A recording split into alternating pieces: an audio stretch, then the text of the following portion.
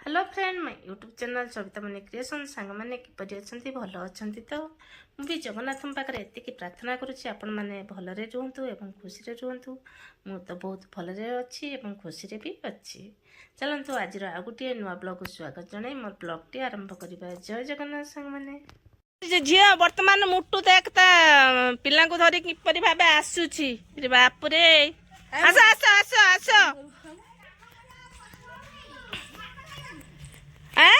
देख देख देख मिटू मुटु आसिक तो पिला मानू ने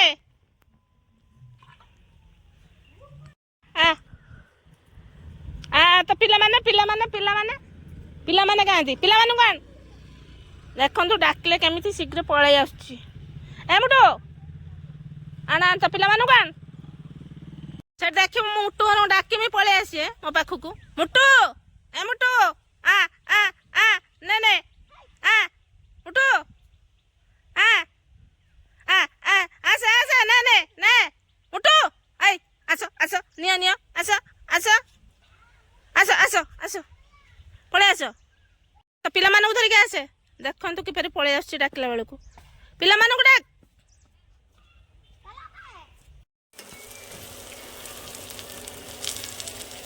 माना आम झील एठी फुलुरी करुची देखंतु केपरि भाबे बैगन नेट की फुलुर कखारु फुलुरी कखारु फुलुरी आर भी अच्छी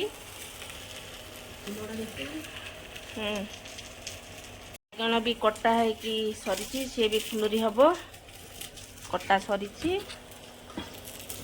आज तो पाग जहाँ जाइए 2 दिन है तो वर्षा होची आपण आड़े होची कि नहीं मत तो जना ना तथापि आम आड़े एत जोरे वर्षा होची जे धान तो सब नष्ट हो गलानी खाया शीतर बसी कौन करूँ ठंडा लगुच से लगी आम झी आमको फुलुरी तैयारी करके दौर खाया छेना होची छेना भी है आसलानी ये आम बड़ दीदी छेना कर भलसे घाटी देलु देखिया यस अल्प समय लगे छेना हो गलानी छेनाटा आज किसी छेनार प्रस्तुत हेनी या आम चीनी गुल खाली भाजी खाजी भलसे हो गलानी अल्प समय लगे आको खाली भाजी दबु चीनी देकी भाजी दब खाई बर्तमान आम झील पूरा रेडी कर छाणिकी देती बर्तमान किछि कहना पानी देलो कोडे कप पानी देलु दौ दौ दौ रो ना ना ना कर दे आगो दे मु खाइबो मोटा काटि देनी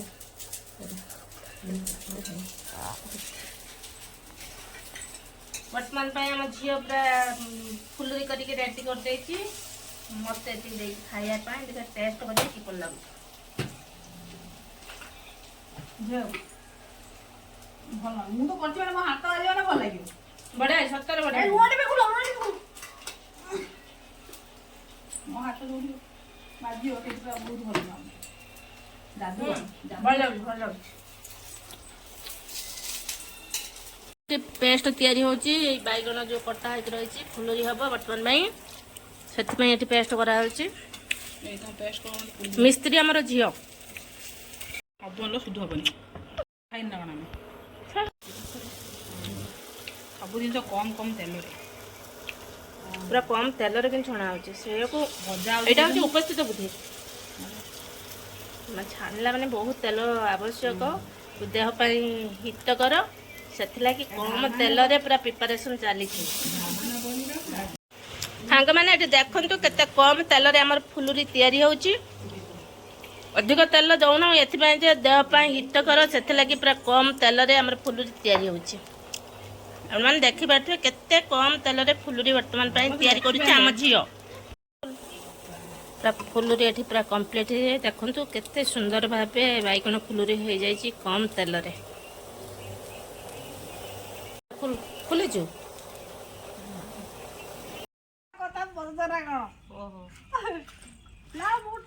खाई दे।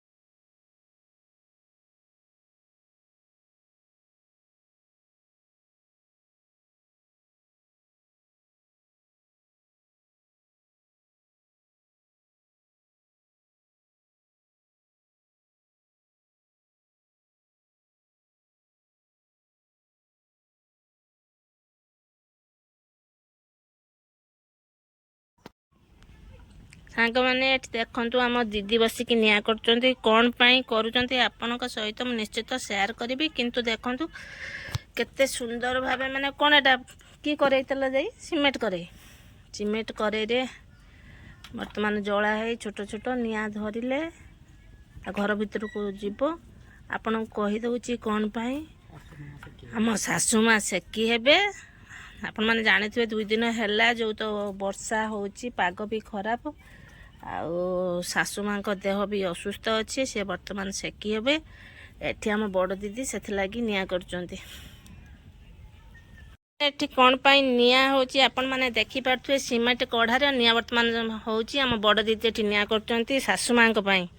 ଶାଶୁ ମାଙ୍କ ଦେହ ପୁରା ଖରାପ, ଆଉ ବର୍ଷା ତ ହେଉଥିଲା 2 ଦିନ ହେଲା, ଟିକେ ଆଜି କମିଛି। ସେଥିଲାଗି ଶାଶୁ ମା ପୁରା ଥଣ୍ଡାରେ ବହୁତ ମାନେ ଘୋଡ଼ିଲା ପରେ ବ୍ଲାଙ୍କେଟ୍ ସବୁ ଏତେ ଥଣ୍ଡା ଲାଗୁଛି। ତାଙ୍କୁ ବର୍ତ୍ତମାନ ତାଙ୍କ ପାଇଁ ଏଠି ସିମେଣ୍ଟ କଢ଼ାରେ ନିଆଁ ହେଉଛି।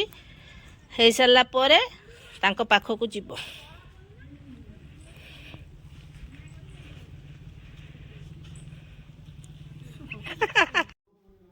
ହଁ ସାଙ୍ଗମାନେ, ବର୍ତ୍ତମାନ ତ ଚୁଲି ଆଉ ଦେଖିବାକୁ ସାତ ସପନ, ଆଉ ଚୁଲି ତ ନାହିଁ।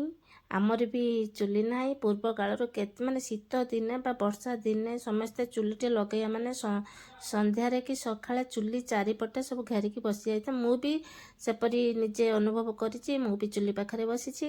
ଆଉ ବର୍ତ୍ତମାନ ତ ଚୁଲି ଦେଖିବାକୁ ସାତ ସପନ, ଚୁଲି ବି ଲୋପ ପାଇଗଲାଣି। ଆଉ ଆମର ବି ବର୍ତ୍ତମାନ ସୁଦ୍ଧା ଚୁଲି ନାହିଁ। ସେଥିଲାଗି ଶାଶୁଙ୍କ ପାଇଁ ନିଆଁ କରାହେଉଛି ସିମେଣ୍ଟ କଢ଼ାରେ। ଆଉ ଘର ଭିତରେ କଲେ ବର୍ତ୍ତମାନ ତ ମାଟି ଘର ଆଉ ନାହିଁ। ଦେଖିବାକୁ ବି ସେ ମାଟି ଘର ପାଇବା ମାନେ ଦେଖିବାକୁ ବି ସାତ ସପନ।